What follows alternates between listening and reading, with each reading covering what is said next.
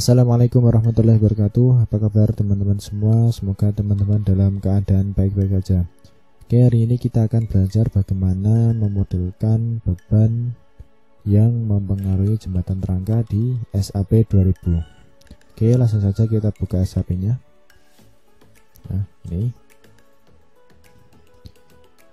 untuk beban-beban yang bekerja, di video sebelumnya kita telah menentukan beban-beban apa saja yang bekerja di jembatan, dan kita juga sudah menghitung besarannya. Nah, yang pertama ini ada beban mati. Nah, untuk beban mati itu otomatis di input di sub gitu. Kemudian ada beban mati tambahan, ini ada aspal dan overlay, dan ada air hujan dan beban-beban lainnya. Nah, beban-beban ini kita akan masukkan di SAP. Oke, langkahnya seperti apa? Oke, kita pilih define, kemudian pilih pattern. Nah, ini kita bisa masukkan beban mati atau MS.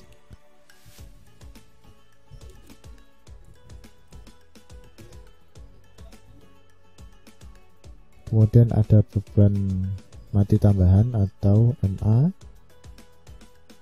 Kemudian ada beban lajur D atau TD, ini live. Kemudian ada beban TB atau beban rem.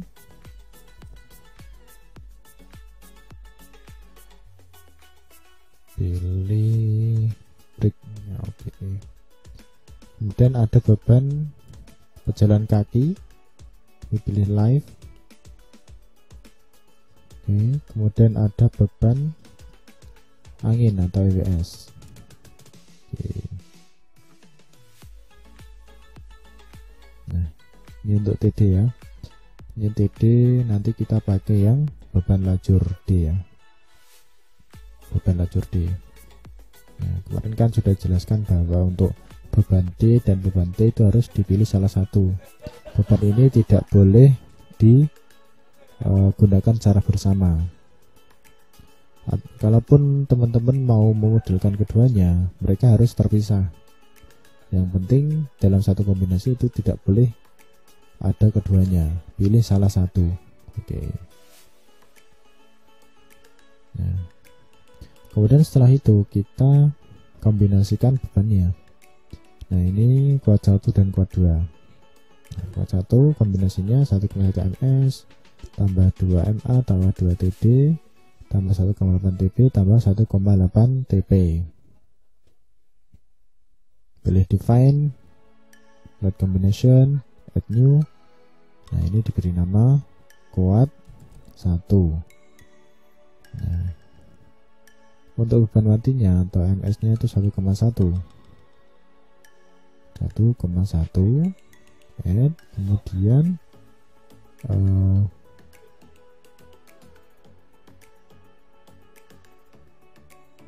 ada MA itu nilainya 2, kemudian ada TD nilainya 2, kemudian ada TB dan TB 1,8, TB 1,8 dan TP 1,8 juga. Oke, sudah. Kemudian untuk kuat 3, kuat 3. Oke, 1,1 ms 1,1 ms tambah 2 MA tambah 1,4 EWS. 1,4 EWS. Oke. Nah, load combination sudah jadi. Kemudian kita masukkan bebannya. Yang pertama ada beban mati tambahan. Nah, meliputi lapisan aspal dan overlay, kemudian ada air hujan. Nah, ini karena tempatnya sama, kita modelkan di lantai jembatannya dulu, kita bisa menjumlahkan 1,1 tambah 0,5 yaitu 1,6. Oke, pilih assign, select properties, kita pilih yang lantai jembatan dulu. Oke, assign, kemudian area load, kita pilih uniform to frame. Nah, ini ya beban nanti tambahin KOMA, pilih kilonewton per meter 1,6. Oke, ini pilih distribusinya dua arah. Oke ya, kemudian air hujan lagi ya, air hujan di atas trotoar. Nah, ini kita juga modelkan di trotoarnya. Oke, pilih select, kemudian area, pilih trotoar. Oke, dan assign area load, uniform frame, pilih MA.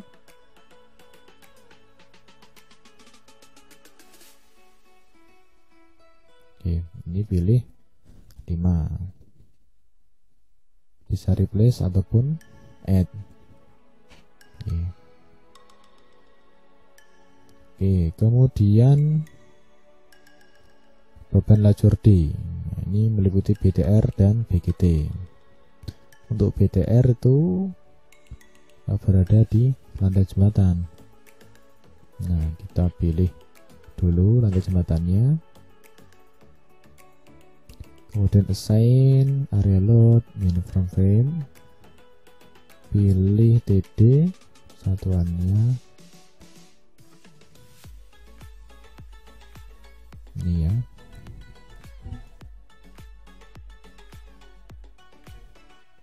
Oke, kita add. Nah, kemudian beban BGT sebesar 49 kN per meter. Ini letaknya di tengah-tengah jembatan.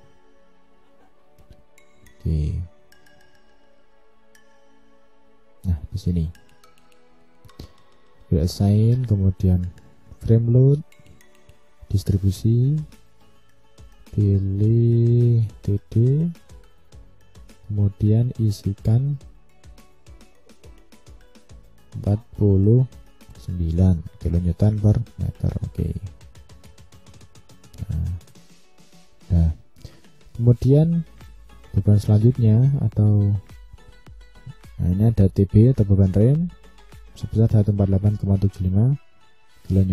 Nah, kita bisa modelkan di join-join yang terkena part lantai. Untuk ketentuan di AC ini sendiri itu sebenarnya tuh beban rem itu bekerja di atas permukaan lantai jembatan setinggi 1,8 meter. Tapi di sini tetap kita modelkan di join-join di tengah jembatan supaya gaya yang terjadi itu bisa maksimal gitu. Nah, oke, kita pilih assign, kemudian join load, force.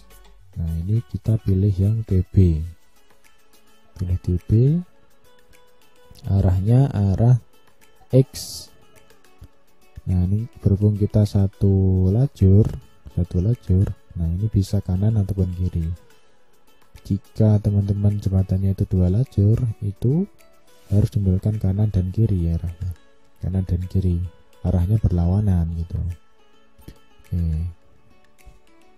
startnya 148,75 arah X.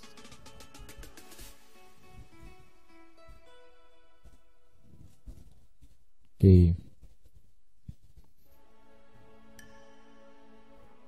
kemudian beban selanjutnya beban pejalan kaki yang berada di trotoar. Oke, sebesar 5 ya. Kita pilih dulu trotoarnya, trotoar, kemudian pilih assign area load, uniform to frame. Nah, pilih add ya nih, pilih TP sebesar 5 kN per meter persegi. Oke, Kemudian beban angin, ini ada angin tekan dan angin hisap. Angin tekan itu berada di area luar jembatan, sedangkan angin hisap itu berada di dalam jembatan. Oke. Nah, kemudian kita bisa perkirakan kira-kira frame atau batang yang terkena angin itu di mana saja. Pasti yang area luar itu pasti terkena semua gitu. Nah, kemudian yang area dalam kemungkinan yang terkena hanya di batang diagonal dan batang memanjang atasnya. Yang batang bawahnya kemungkinan tidak terkena angin. Gitu. Tapi kita tetap modelkan semua ya, biar kita mendapatkan nilai yang maksimal gitu. Jadi untuk angin hisapnya tetap di batang diagonal dan batang memanjang atas dan bawah gitu. Oke, tapi teman-teman harus tahu konsepnya. Nah, itu kira-kira struktur yang terkena angin itu di mana saja, itu teman-teman harus tahu. Gitu. Oke, langsung nggak usah kita modelkan. Kita bisa blok, kemudian pilih assign, pilih frame load, kemudian distribusi. Nah, ini ganti EWS ya, satuannya ganti Newton Milli, bisa add ini, dan directionnya itu pilih yang Z, loadnya 4,4. Oke. Nah, ini bisa terlihat. Kemudian yang angin hisapnya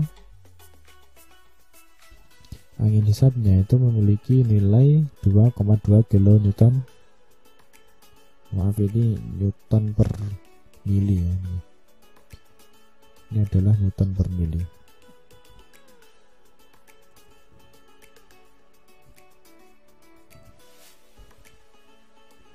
Ini juga Newton per mili.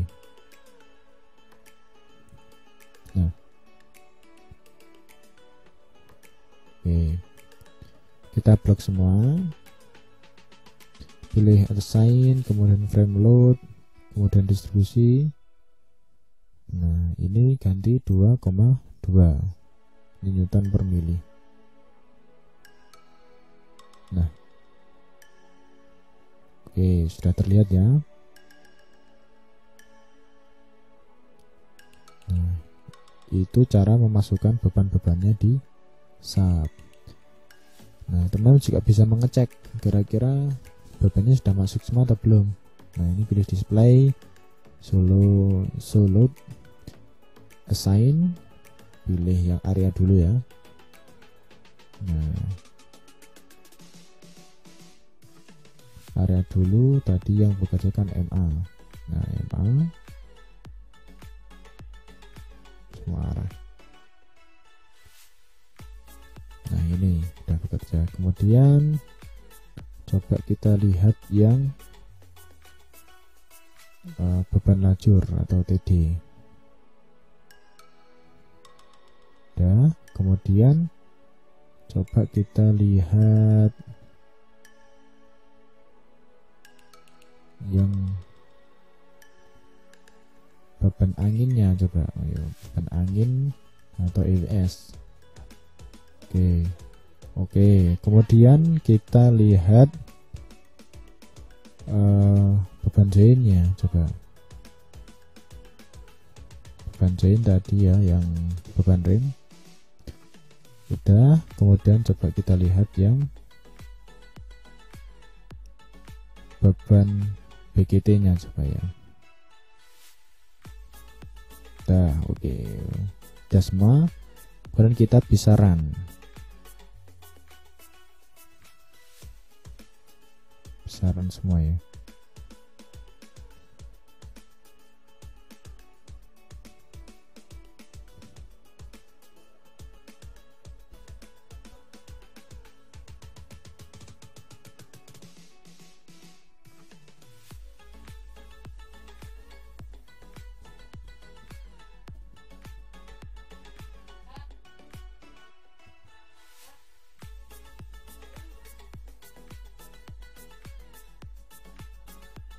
Oke, ini ya kondisi jembatan setelah di run.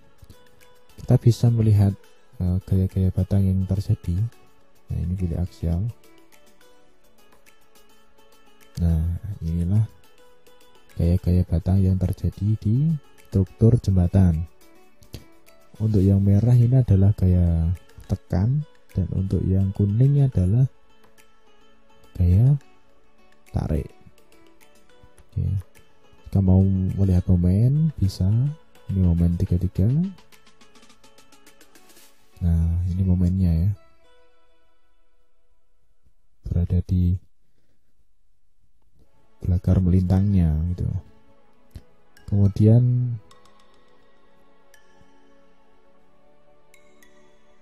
jika mau melihat gesernya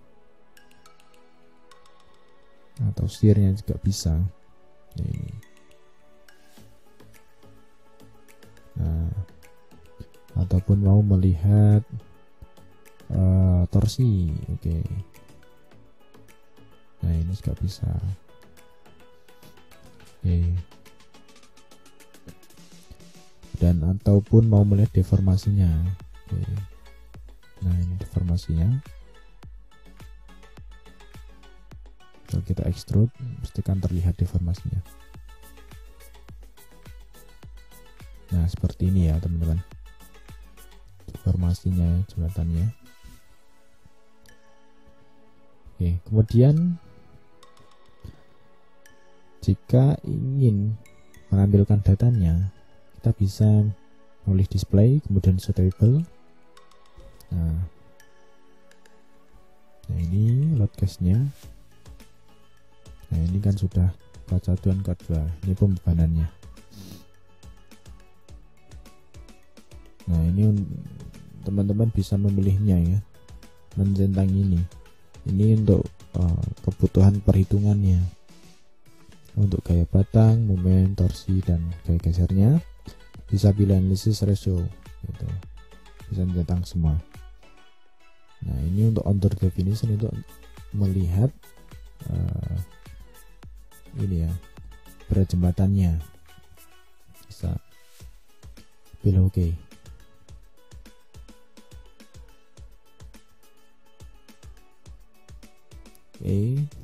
Nah, ini ya. Misal kita mau melihat berat jembatannya, kita pilih grup 3 mass and weight. Nah, ini berat jembatannya, self weight 5455,162 kN. Nah, ini berat jembatannya. Jika kita mau melihat gaya-gaya yang bekerja di jembatan, struktur jembatannya, kita bisa pilih elemen force di bagian frame. Nah, ini. Nah, ini ya. Nah, ini untuk P adalah gaya batangnya ya, gaya batangnya. Nah, case tipe ini combination. Nah, ini output case-nya itu kuat 1, ada kuat 3 juga. Ini tergantung kebutuhan teman-teman. Nah, nanti teman-teman bisa membedakannya untuk kuat 1 dan kuat 3. Oke. Terus untuk stasiunnya, ini maksudnya adalah apa namanya, panjang ya, panjang dari rangkanya maksudnya. Terus ini ada frame tag-nya atau nomor rangkanya, nomor batangnya. Nah, nomor batangnya teman-teman bisa lihat nanti di setelah ini. Kemudian kita pilih file untuk ekspornya ke Excel. Nah, kita bisa mengekspornya semua, ataupun kita hanya mau ekspor tabel ini saja. Nah, pilih export dan ke Excel.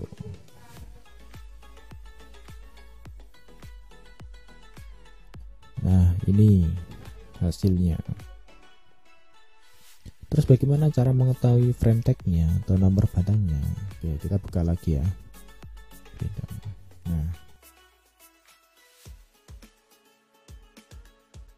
Nah, ini ya, pilih centang ini, kemudian pilih frame, terus pilih label. Oke, ya, extrude-nya diulangi dulu. Nah, ini terlihat nomor frame-nya.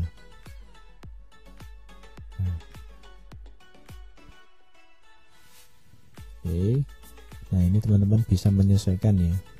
Nah, nomor frame-nya itu harus disesuaikan di ini ya.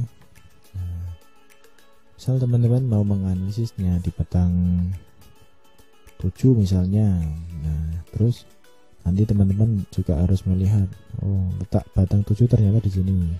Oh ya, berarti nanti analisisnya di batang ini.